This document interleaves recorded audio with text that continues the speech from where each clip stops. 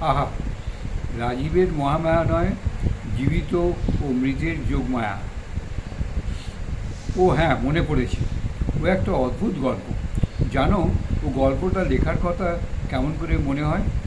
অনেক দিন আগে কলকাতার বাড়িতে, ঠিক সময়টা মনে নেই, মনে পড়ে না।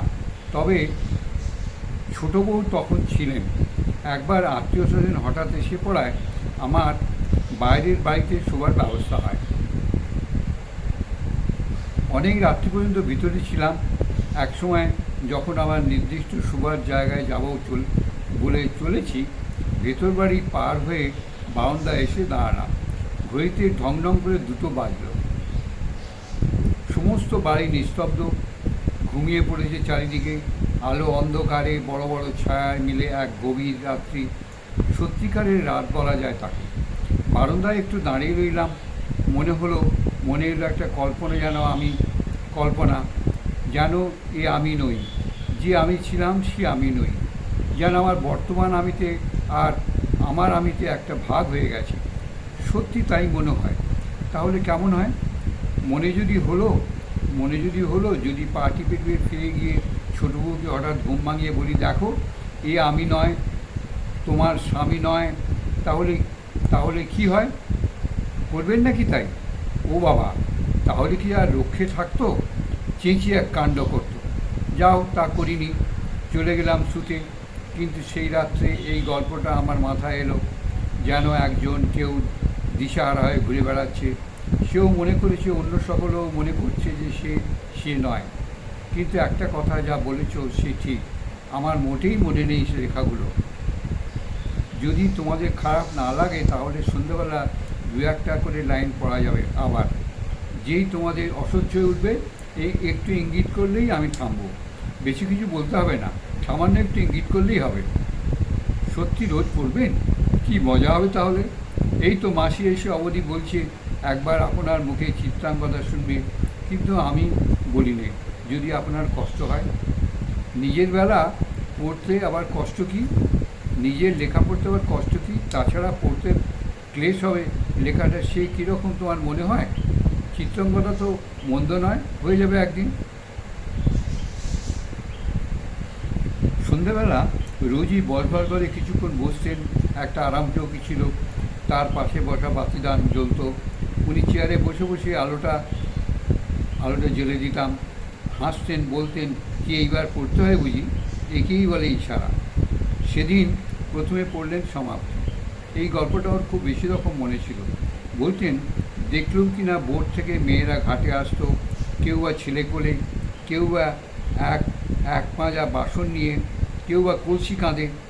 ওই 10-11 বছরের মেয়েটা, ছোট ছোট করে চুল কাটা, কাঁধে একটা ছেলে নিয়ে রোজ আসতো। রোগা রোগা দেখতে, শ্যামলা রং। বোটের ওপর আমাকে সবাই দেখতো, কিন্তু ওর দেখাটা ছিল অন্যরকম। ফ্যাল ফ্যাল করে তাকিয়ে থাকতো। মাঝে মাঝে কোলের ছেলেটাকে আমাকে দেখাতো আঙুল দিয়ে, ওই দেখ। আমার ভারী মজা লাগতো।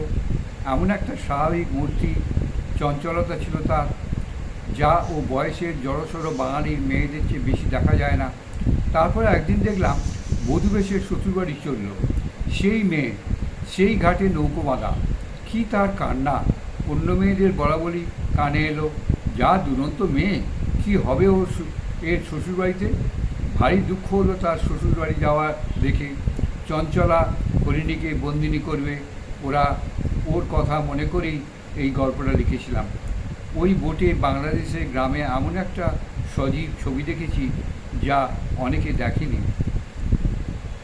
নাও, এবার কি পড়বো বলো বলে বইটা মাটিতে ফেলে দিলেন। আচ্ছা দাও, ভূতের গল্পটা পড়া যাক। মাস্টারমশাই?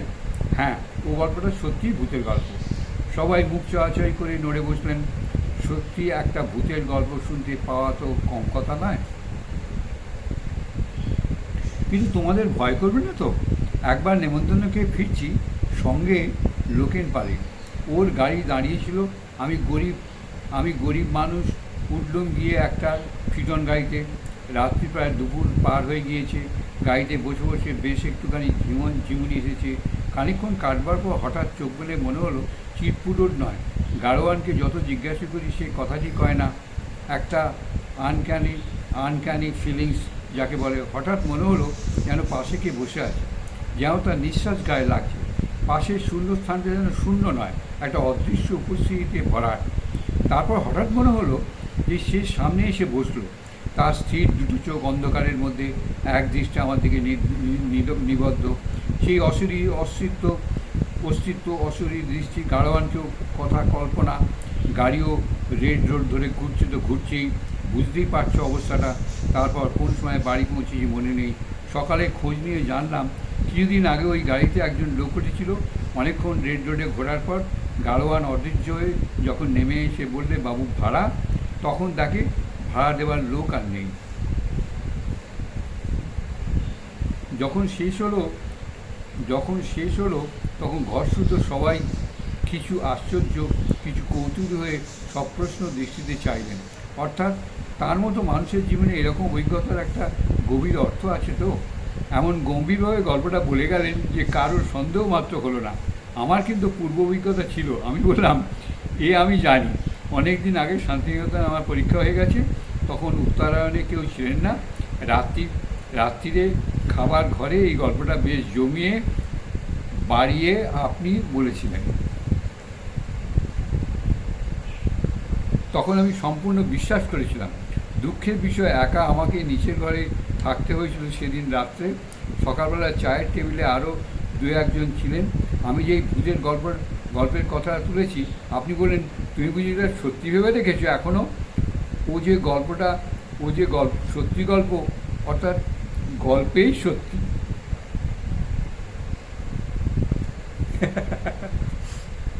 রবীন্দ্রনাথের কাণ্ড দেখুন সব।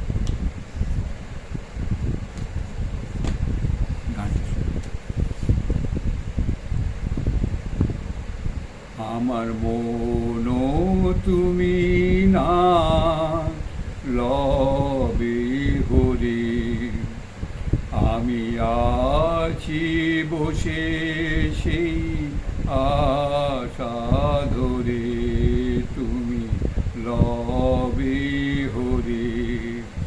আমার মন তুমি না লবে হরে। নীল আকাশে ওই তারা ভাসে, নীরব নিশীথে শশী হাসে। নীল আকাশে ওই তারা ভাসে, নীরব নিশীথে শশী হাসে। আমার দু নয়নে বাড়িয়া সে ভরে আছি আশা ধরে। আমার মন তুমি না লবে হরে। স্থলে জলে তব ধূলি তলে, তরুলতা তব ফুলে ফলে। নর নারী দের প্রেম ডোরে, স্থলে জলে তব ধূলি তলে। তরুলতা তব ফুলে ফলে।